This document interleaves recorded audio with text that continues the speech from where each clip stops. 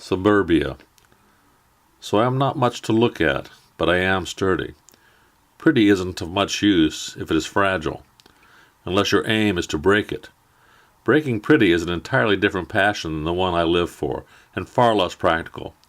You can only break pretty once. Then you have to go out and get more pretty, and then you break that pretty, and then you go out for more, and the cycle starts all over again. Hard to develop a relationship that way.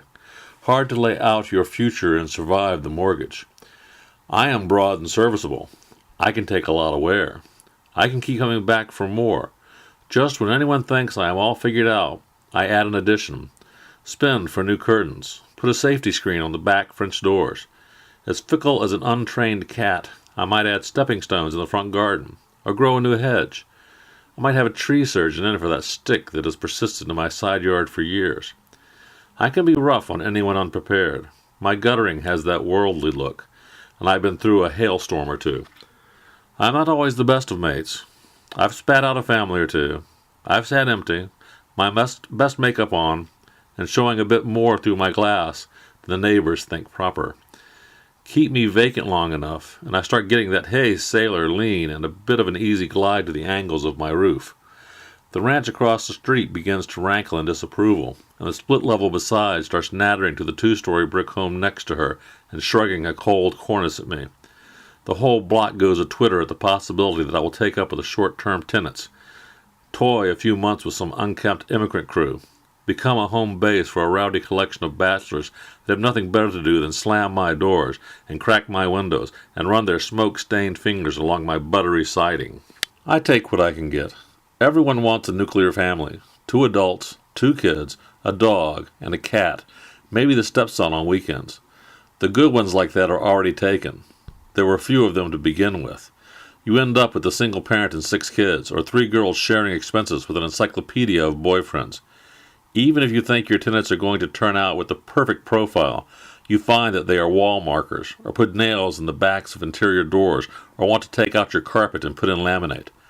I've seen my share of abuse. My hot water heater has busted. I've had feral moisture down my non-load-bearing walls, and I have lost shingles for seemingly no reason. I have had the most hideous security door available in America plastered right across my face while I tried to shy back protectively from the street. I've had basketballs eager to dent my garage door set loose in sky-threatening flocks. I've had holes dug into my underground pipes, and I've had muck no one should have to smell spread lazily across my yard and then tracked into the kitchen. You could do less well than being stuck with me. I might not steam of sex and convenience, but I can shimmer with service and support. And when you are stuck paying the upkeep, what really do you want? I keep coming back. Year after year, when the less substantial wisps that have lured them away grow spindly and worn, the disenchanted tenants come back to me, and I am again their centering agent. I may not be the house they want to go to bed with, but I am the house they want to wake up with.